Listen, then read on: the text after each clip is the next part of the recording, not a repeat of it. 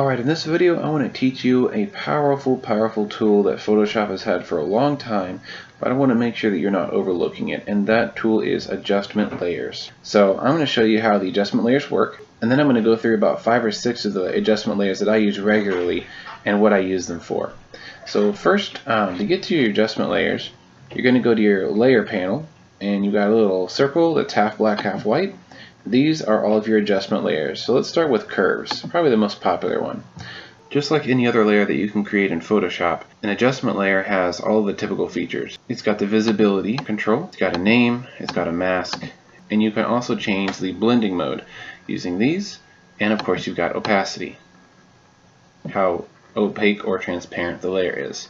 And you can use those features to really get your image perfect. These are all of your adjustment layers. So let's start with curves, probably the most popular one. So when you make an adjustment layer, you see the layer here pops up. We've got the little curves icon, we've got a mask, we've got a name. When you click on the actual curves icon in your properties panel, you'll see the curves here. If you don't see this, you need to go to Windows and Properties and open that. So in this properties panel is where we're going to see all of the adjustment layers that I'm going to show you. So curves is a nice way to adjust luminosity, brightness, levels, if you will, whatever you want to call it. The easiest thing is, first of all, I'm looking at this image. It's a tad dark. I know obviously she's dark skinned, but in general the background's kind of dark. The bottom of the image is nice because of where my light was, but I'm going to bring up everything by grabbing in the middle, making a bump in the middle of this curves. So this is how it was originally, bringing it up. It kind of brightens everything together. Now you've got your darker parts of the image down here on the bottom left, and you've got the highlights or the bright parts on the top right.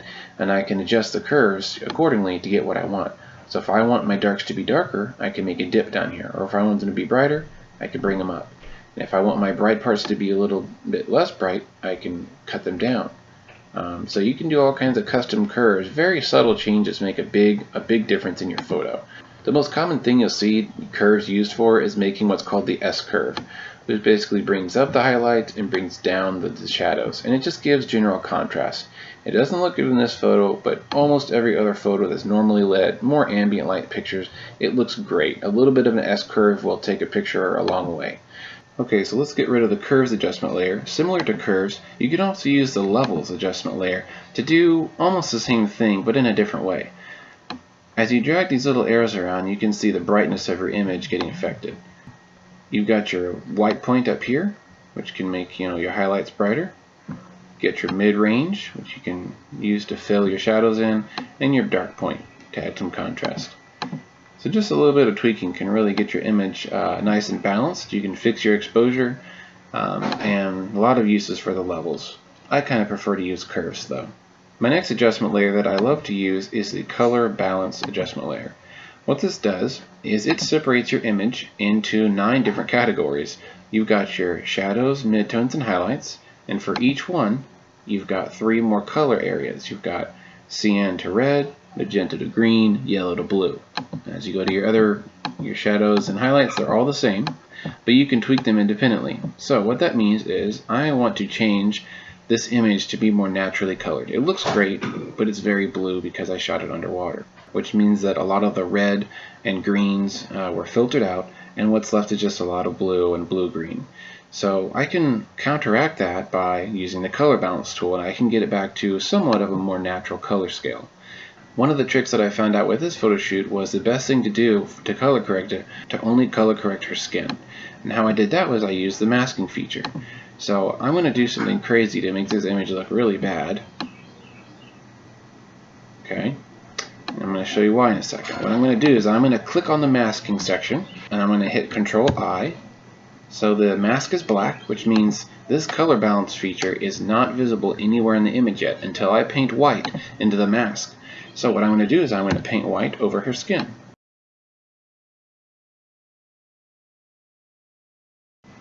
Okay, so her skin is red because of what the adjustment layer is doing. I'm going to bring that back to a normal. Alright, so we've got the mask here. If I alt-click on the mask section, it shows you what the mask is. Now I'm roughly, very roughly, just coloring over her skin tones to make this simple. Of course, later I will go back and refine that, make it more exact. But basically, because this is masking only to her skin, any changes that I make are only affecting her skin. So I can color correct just her skin and make her skin look nice and warm and natural, not like she's underwater. See how she's kind of standing out now from the surroundings, because the surroundings are green and blue and she is yellow and red. It just really makes her stand out in a very nice way that I love to see, that color contrast. So before, she looks kind of dead and gray and like a zombie. After, beautiful. Now that's what I call art right there. So understanding how to use masking to enhance your image is really important, because adjustment layers will affect your entire image. But in a lot of cases, that's not what you want. You only want to adjust one section of the image. Maybe the grass you want to make greener, or you want to, make the curves on a certain part of the image, more contrasty or less contrasty. You can use masking to achieve that. Okay, in this next example, I'm going to show you a really cool adjustment layer that I didn't discover until somewhat recently, and it is the gradient map. Now when you first apply this, you're going to say, oh my god, that's awful, what did I do, and delete that. But let's look a little further. Don't dump it just yet. So what I did is I clicked on the gradient, and I'm going to select a gradient that I've already made. You can make your own, of course, using this guy down here. I did a darker blue to a softer orange. It still looks pretty awful, but here's the magic. Change your blending mode to soft light. Ah, isn't that nice? So let's look at it before and after. Before, it's kind of a normal image. After, it's got a slight warmness to it with a little bit of a coolness on the shadows. Now, let me explain what's happening here. We've got a left to right gradient. The left is what your shadows are going to be rendered as, which is blue, and your right is orange. So when I put this back to normal mode, look, see my shadows on my image are all blue, and my highlights are all orange. Now if I adjust this, you'll see what's happening. I'm going to make this a darker blue. Look at that. The shadows are now darker blue. And I can make this a more yellow bright. There we go. Pale yellow. So you can adjust the highlights and shadows and even the midtones in between, and you can customize them to whatever you want. But when you put this on soft light, or other modes, play with the other modes, you can achieve interesting coloring effects. And this is generally called color grading. You can use this to emulate film. You can use this to give a certain mood to an image, like a film, or a gloomy or a warm, hazy look. All kinds of different feels you can emulate by using this tool correctly. But I like soft light, and I generally put the opacity down to about 80%. But for this image, yeah, around 80% is good. You don't want the skin tone to get too alien and too orange. So before and after. Nice. Oh, actually, yeah, I'll turn it down to about 60. Cool. I've used color gradient on some of my cosplay images to give it more of a comic book or movie feel, to make things more epic and dramatic, and it achieves that really well with minimal effort. Alright, next image. Let's use the hue and saturation adjustment layer. It's going to grab the entire color wheel of your image and it's going to shift it around depending on how much you shift this hue. So when I turn the hue of the whole image, left and right, it's shifting all the colors together, which can look pretty awful in most cases. When you've got normal skin tones, normal sky color, it's going to make things really trippy and weird. Another thing in this image is your saturation. This is how much the colors are saturated. I don't ever go up. If anything, I might go down to make a quick black and white. But I don't normally play with that. And lights are kind of just how much white or how much black is in it. So here's a cool feature of this tool. You don't have to shift all the colors at once. You can shift only one color at a time. So I'm going to select my reds, and I'm going to shift my red to something else. Look at that. Isn't that cool? So it's only grabbing the reds. I like that. I like that pink. Looks pretty cool. Pink blue. And now, again, I'm only looking at my red. So if I increase my saturation, it's turning up those reds, which are now turned into pink blue. And I can kill them too. I can make all my reds, unsaturated by dropping it down. Down here, it's looking kind of nasty. So I turn this adjustment layer off. Her hand is kind of red because of this backlight I had behind her and the rock too.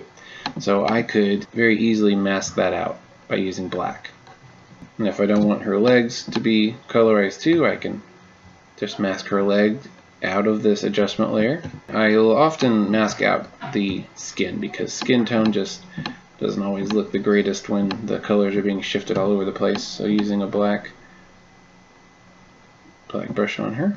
Awesome. So we have turned the background from orange-red to purple. Alright, the last adjustment layer I'm going to show you is the Selective Color tool. So here we are. Now this is going to break up your images into all your main colors, also whites, neutrals, and blacks. And it's going to give you, similar to color balance, it's going to give you these 3 color controls for each individual color. Alright, so I'm going to select my blues, and you've got your 3 color controls here, which is basically adding or taking away whatever this color is. So if I add magenta to my blue, it just kind of increases it, makes it a little more saturated. If I increase my yellow, it actually kind of dulls it down and makes it less blue. It's kind of counteracting the blue because blue and yellow are sort of opposites. If I add cyan, again, it's already kind of a blue color, so not doing a whole lot. I can take away the cyan, which brings it to purple. You can do all kinds of interesting things, just playing around, you know, really just experimenting. Let's do the greens. Less cyan, more yellow, yes, yellow. So these effects are kind of a subtle change to your image, depending on what kind of colors are making up your picture. But it's a great way to color correct. It's a great way to color grade and enhance the drama of an image based on color. You know, not overdoing it to where it's unnatural, but just doing it just enough to where it's making a change that makes sense and makes a change that has purpose. One use of this would be to select your greens or your yellows in an image and adjust them to be more green, which would bring your grass to be a nice vibrant green color. You could also select the blue of your sky and play with that to make it, you know, better or less distracting, depending on what your image looks like. So very helpful feature. You just got to be creative and think. You know, look at your image and think what it could be. How can you get to that point, and what tools you can use to help you achieve that goal. I hope this was an inspiring and educational video for you. Comment to let me know if you learned anything new. Let me see some images you've made using adjustment layers. Thanks for watching, subscribe, and make sure to share it.